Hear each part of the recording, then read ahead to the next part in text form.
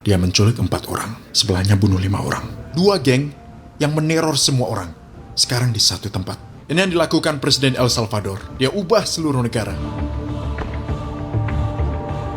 Dari ibu kota kejahatan dunia selama beberapa dekade, menjadi salah satu negara teraman di dunia saat ini.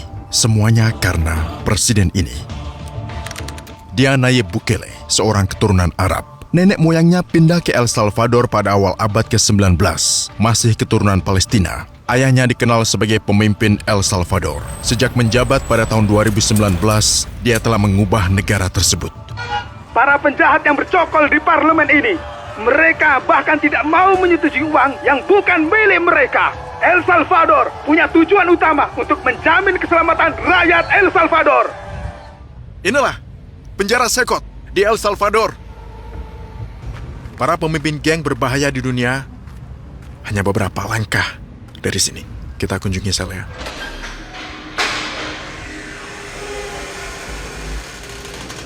Masuklah. Kita sudah sampai. Buenas tardes.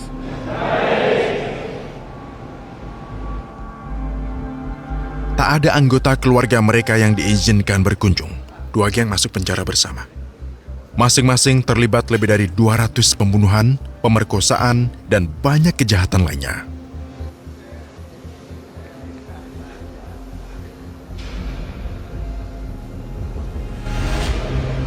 Penjaga bilang jika kau tatap, mereka akan tatap dengan seram. Ayo buktikan. Seperti yang kau lihat, setiap tahanan pakai seragam putih. Kaos, katok putih, dan sandal putih. Hanya itu yang mereka miliki di sini. Tidak ada kasur. Mereka tidur di dipan besi yang ada di sana itu. Ada banyak penjaga di sini. Rasanya seperti negara sedang perang. Semua tahanan harus pakai seragam putih. Semuanya. Lampu tidak pernah dimatikan. Menyala 24 jam selama 7 hari, jadi tahanan-tahanan ini tidak pernah tahu waktu dan penjaga bisa selalu memantau mereka. Tak ada kesempatan berulah. Tiap sel bisa tampung 100 tahanan, tapi hanya ada 80 tempat tidur per sel. Tidak ada selimut atau apapun yang bisa dipakai saat dingin. Kontrol dan pemantauan selama 24 jam seminggu. Selain personel, kami memiliki sistem kamera untuk membantu memantau setiap aktivitas secara langsung.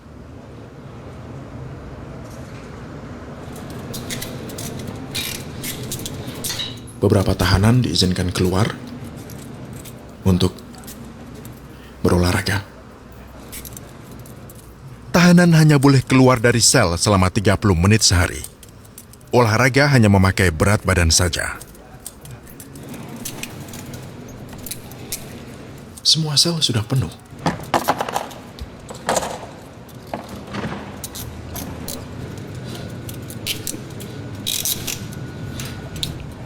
Seperti adegan dalam film Sekot.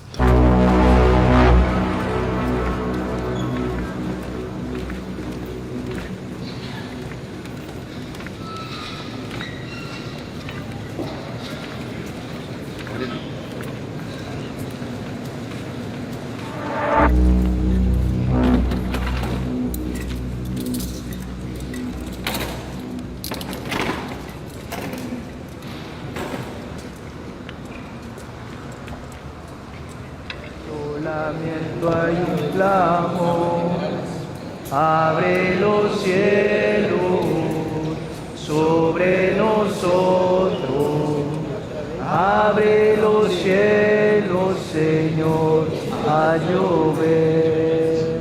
Ini satu-satunya kegiatan yang boleh mereka lakukan. Mereka dilarang melakukan lainnya. Somos tu pueblo, somos tu vida. Abre los cielos, Señor.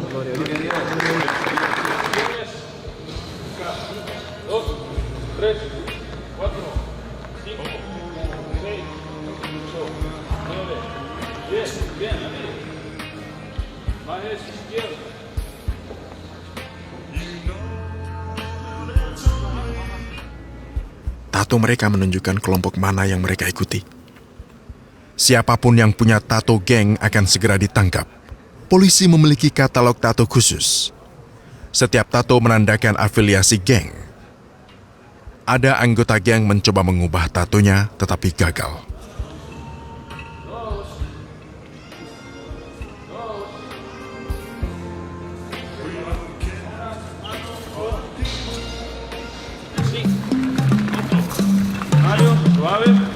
Ada perawat di sini. Seorang dokter memeriksa mereka tiap hari. Staf medis harus selalu bisa hadir karena tidak ada tahanan yang boleh keluar nih. Ke sini. Ada ruang tempat mereka berkomunikasi dengan pengacara pakai video call. Pengadilan dilakukan di sini sebab tak boleh keluar. Mereka bicara dengan pengacara lewat video. Para tahanan duduk di sini. Duduk. Melalui layar yang ada di tembok ini, kita tampilkan kondisi suasana ruang pengadilan dan penjara lain yang terkait dengan sidang yang sama. Di sini ada klinik. Lihat semua ruangan di penjara luar biasa ini. Ruangan ini untuk perawatan dan injeksi.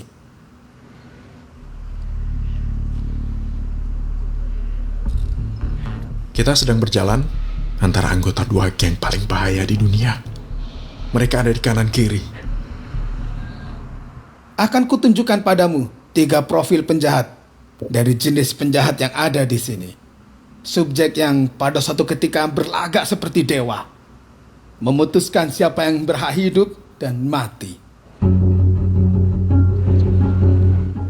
Dia akan tunjukkan pada kita ketiga penjahat tersebut.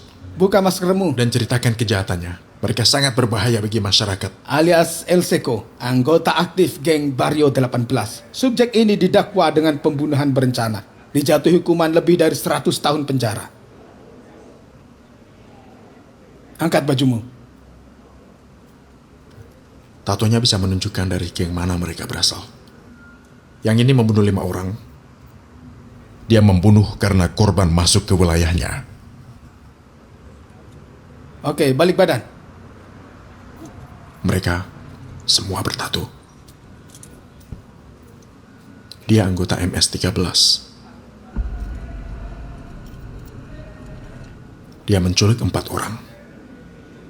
Sebelahnya bunuh 5 orang. Ini hanya contoh kecil saja dari para penjahat yang dipenjara di sini. Tahanan ketiga juga anggota geng. Dia membunuh seorang gadis muda, seorang atlet yang berbakat.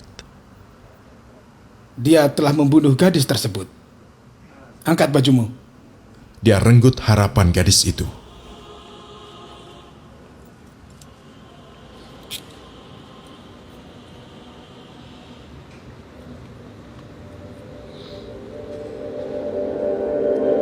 Tatonya mempermudah identifikasi dan penangkapan mereka. Lihat, ada tato angka 18 di tubuhnya. Itu artinya anggota Barrio 18. Coba perhatikan, kebanyakan tato di tubuh mereka ada gambar batu nisan. Mereka memakai tato ini untuk mengenang anggota geng lainnya. Anggota geng mereka yang sudah tewas dalam pertempuran atau pertikaian. Mereka juga punya tato kuburan dan tengkorak para korban. Lihat Maria, ini apa bacanya ini? Santana Guzman, siapa dia? Dia nenekku. Oh, dia neneknya. Wajah putranya.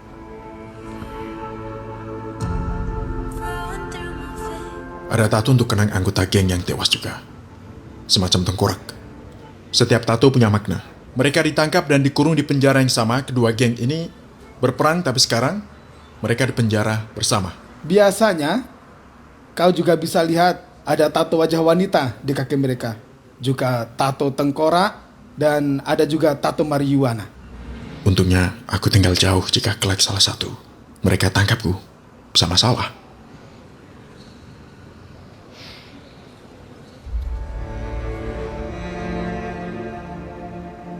Geng-geng ini dulunya musuh, tapi sekarang mereka berbagi sel yang sama.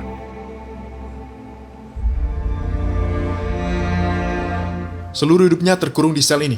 Mereka tak akan pernah pergi. Ini toiletnya. Kau lihat, ada di pojokan. Sudah 2 tahun di sini, Begitu penjara dibuka, para penjahat dipindahkan ke sini. Para penjaga menutup wajahnya khawatir ada napi yang bisa saja menghubungi orang luar agar membalas dendam pada keluarga penjaga. Sekarang kita menuju sel isolasi tempat napi yang berperilaku buruk. Ini yang membuat mereka tetap patuh. Tak ada cahaya. Inilah sel isolasi. Hanya ada lantai semen di sini. Ini dia sel isolasinya. Jika tahanan berperilaku buruk, mereka dikurung 15 hari.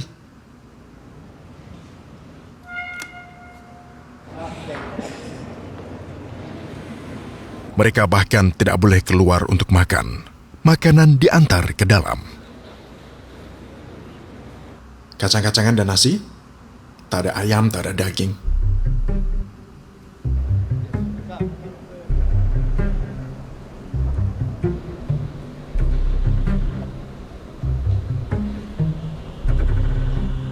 Kemudian, aku mewawancarai salah satu anggota geng. Dan ini anggota MS-13. Berapa orang yang dia bunuh? 30. Dia bunuh 30 orang. Bisa lihat tatonya? Lihat.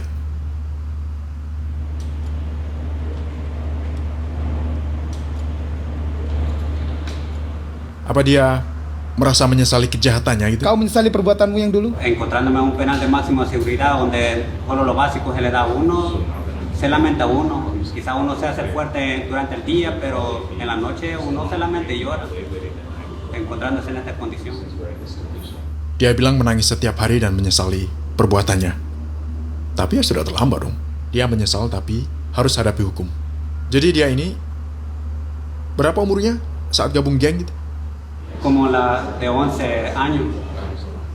Dia gabung geng saat 11 tahun. Dan kini dia ada di sini di Sekot. Tindakan presiden sangat berani dan brilian. Saat dia pertama kali terpilih tahun 2019, tingkat elektabilitasnya sekitar 50%. Maka saksikanlah, hari ini El Salvador telah memecahkan semua rekor. Namun pada pemilihan umum 2024, ia menang telak dengan perolehan 85% suara. Di sini, dengan kebebasan dan keamanan total. Di sini, di negara paling aman di seluruh belahan bumi barat. Mengapa? Sebab untuk pertama rakyat merasa aman. Ini akhir kunjungan penjara Sekot. Ada pelajaran di episode ini? Banyak yang kita pelajari dari presiden ini.